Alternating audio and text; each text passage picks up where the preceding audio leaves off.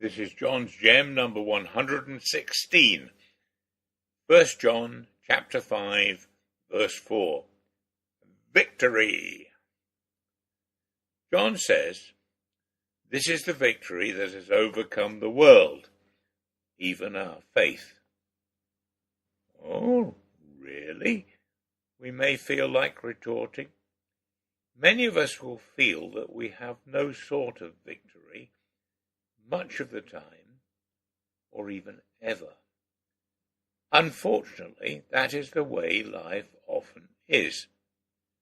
We may be overworked, stressed, ill, subject to family problems or financial problems, unemployed, frightened of dying.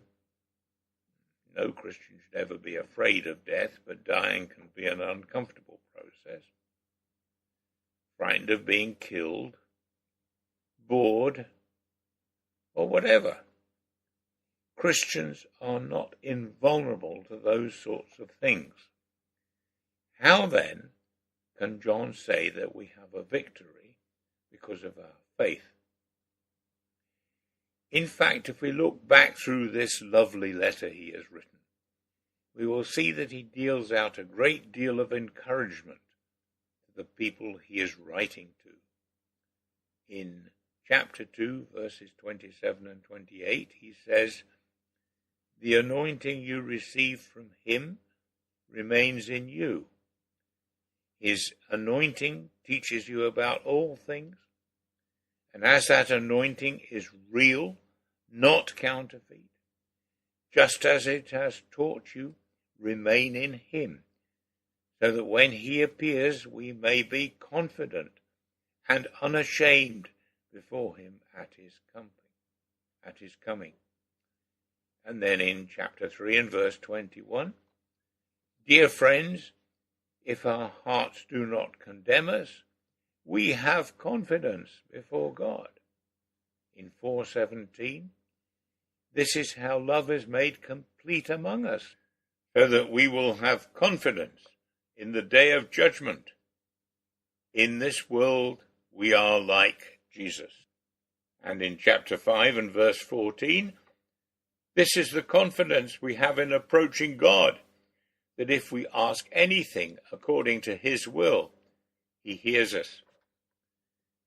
There is plenty there about confidence. Of course, it is not sufficient for the Olympic athlete to be confident as they crouch down ready to run. They need to come first to get the victory.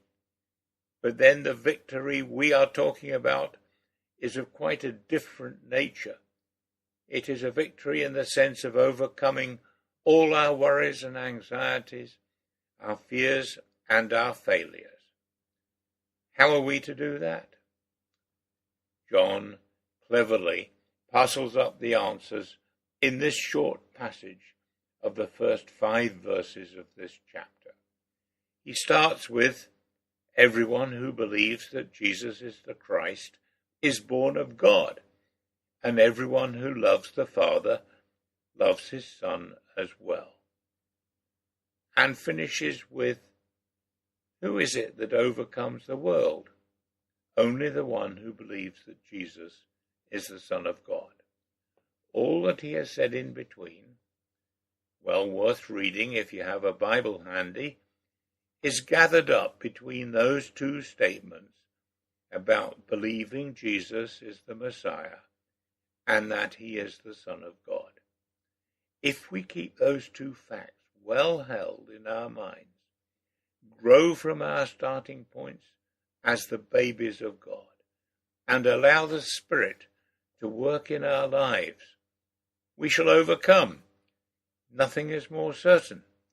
It is the great creator and sustainer God of all the earth who has you in his hand.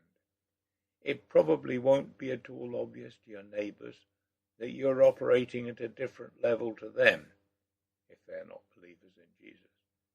But that will be the true fact of what is happening.